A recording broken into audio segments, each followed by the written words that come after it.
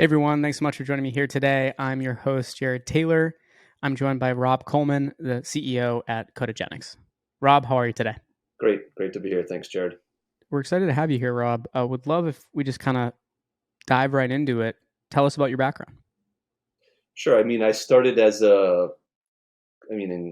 did undergraduate at Tulane University. I got my PhD at Stony Brook. I actually got my PhD thesis was the focus of the core technology for Codagenix. So, uh, co-founder, CEO of a company based around technology I co-invented with essentially my thesis advisor, another assistant professor at Stony Brook. So I think I have a really good grasp of the technology, how we can apply it to make better and more effective vaccines, cancer therapies.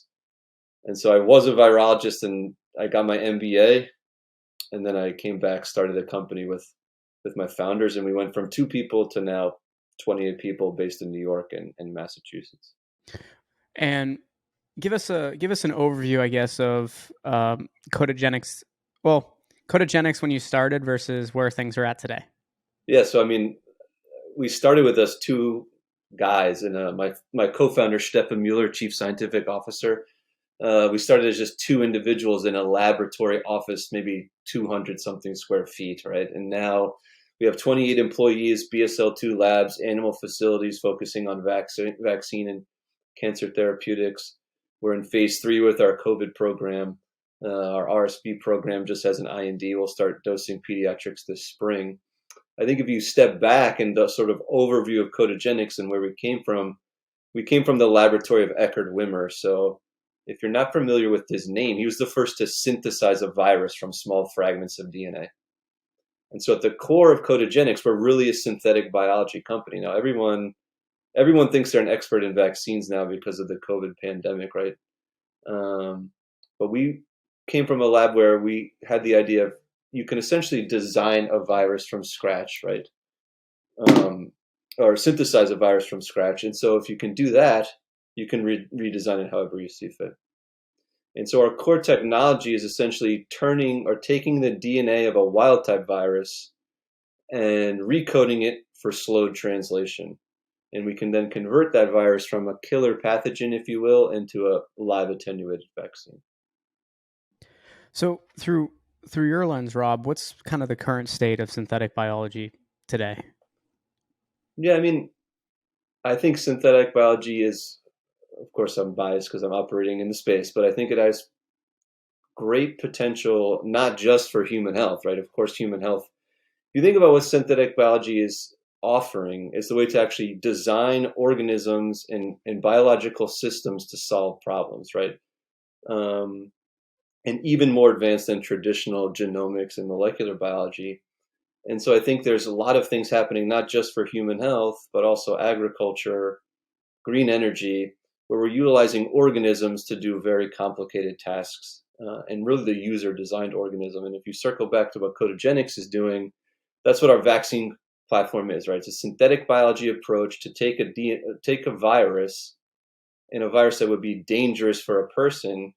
We can use a software essentially to redesign the DNA of that virus to turn it from killer pathogen into something that can be utilized by a vaccine. And so, of course, Codagenix is biased and thinks that synthetic biology is great and growing and can be used to solve a lot of problems that were previously sort of out of reach.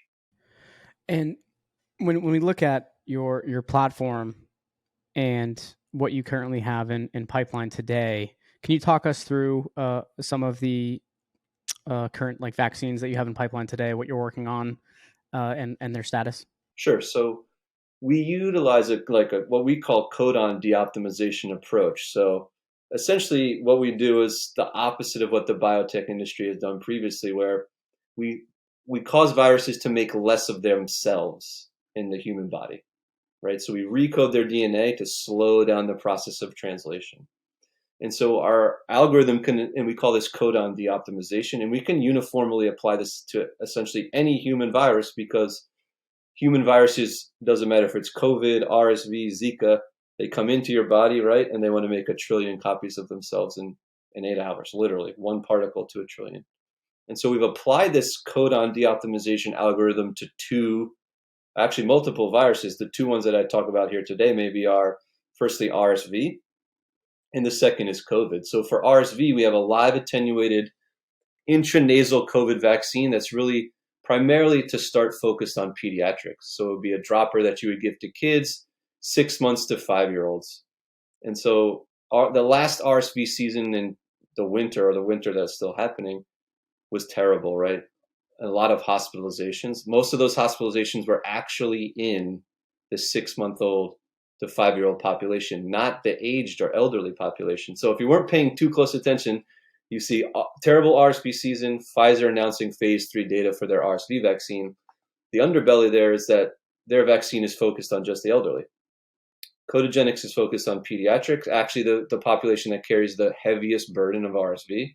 The FDA gave us fast track designation for our product because there's so few people pursuing a vaccine for this age group. And they did that with only having preclinical data. So quite excited about our RSV vaccine. It's going into pediatric testing next month in March with data reading out towards the end of the year. And for COVID, also intranasal COVID vaccine, we think it's highly differentiated. And what's very unique about Codagenix is we're in a placebo-controlled trial right now. And this trial is a phase 3 trial sponsored by the WHO, meaning, well, firstly, the WHO and our partner Serum Institute India are fully funding the trial, so not Codagenix. But more importantly, we're looking at the efficacy of our vaccine against placebo. And so we think this is a really differentiating concept for Codagenix, where we can actually show that an intranasal vaccine has efficacy against COVID. This is occurring in Africa, South America, Southeast Asia. So it's a massive global trial. We've dosed 10,000 to date, probably dosing up to 30, maybe even 50,000 individuals before the trial's completed. And Rob, when I was going through your website, you have an area within the pipeline that talks about animal health. Can you tell us a little Sure. bit? I'm curious. Really interested in Well, learning more about that as well. yeah. So if you think about what, sometimes you can drown in opportunity. So we're trying to be as diligent as possible, right? Meeting our goals. The unique thing about animal health is we can design a virus and then hand it off to others to execute the development. So we have a very unique, we can develop candidates all the way through to conduct the clinical trials ourselves, or we can design a virus and then hand it off. So for animal health, we've designed a few viruses for animal health partners. They're not disclosed who those individuals are or the companies they are. But if you think about it and you circle back all to your question about synthetic biology and the platform, all we're doing is we can analyze the host cell of any virus. So it can be a pig virus, it can be a bird virus, and we understand how to recode that DNA of that virus into a language that's read slowly by the target host cell. So if you're thinking you want to make a pig vaccine, you take the pig virus, you recode a portion of its DNA to weaken the virus down, and then you can use that to vaccinate the pigs. And so Codagenix has almost too much opportunity, but we're doing as good a job of managing it to execute on our pipeline, and also in a commercially savvy way to out-license and design vaccines for folks in the animal health space. And Rob, what are some of the things that you can share, right? That you're allowed to share Sure. that really get you excited in terms of what's next for Codagenix? Yeah, I mean, I think, well, firstly, to think about the two targets that we talked about, because I'm excited about the entire platform, would be, I think we can really have an answer for the RSV problem for kids, firstly, but in the sense that the last season was terrible. The injectable vaccines that are being pushed that are having successful phase 3 really aren't answering the call to meet the need in the pediatrics. And there's very little competition for Codagenix to make an intranasal vaccine for kids that could have a massive impact on human health.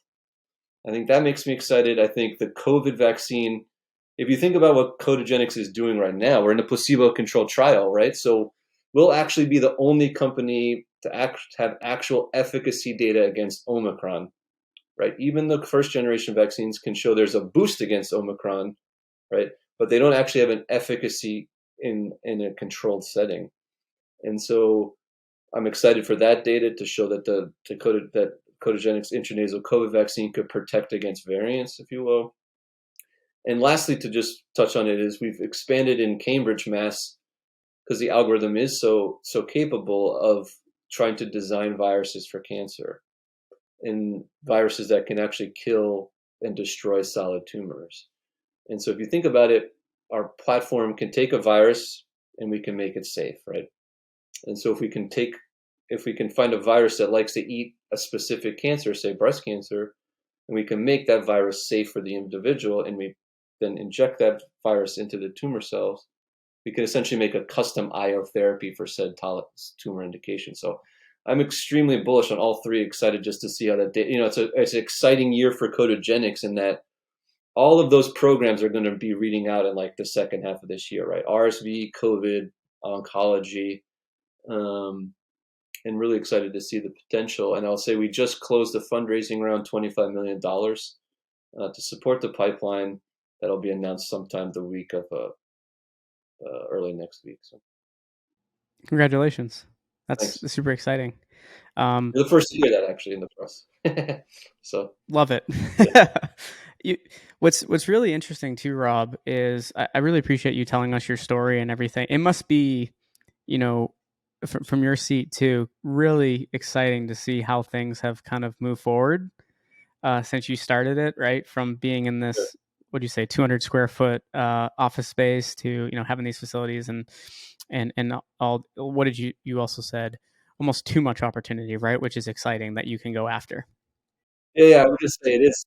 Sometimes when you're involved in like the day to day, you don't get the chance to like step back and see the arc of where you are. And I think for me, I'm never quite finished, right? I want actually approved products made with the technology, not just, I think we've had a lot of success to date. I think we're in a super growth trajectory. We're hiring employees and investors that actually start to believe, and that is it does feel very good. But I think the mission's not done. We actually want to make many vaccines to end cancer therapeutics using the platform that I think enabled by synthetic biology and really try to make vaccines in a rational way. So Well, Rob, I really appreciate you once again joining me on the podcast here today. Hopefully, we can have you come on again soon, get you on a panel, talk through some other questions as well, and continue to learn more about Codagenix. yeah, for sure. This has been a pleasure. Thank you.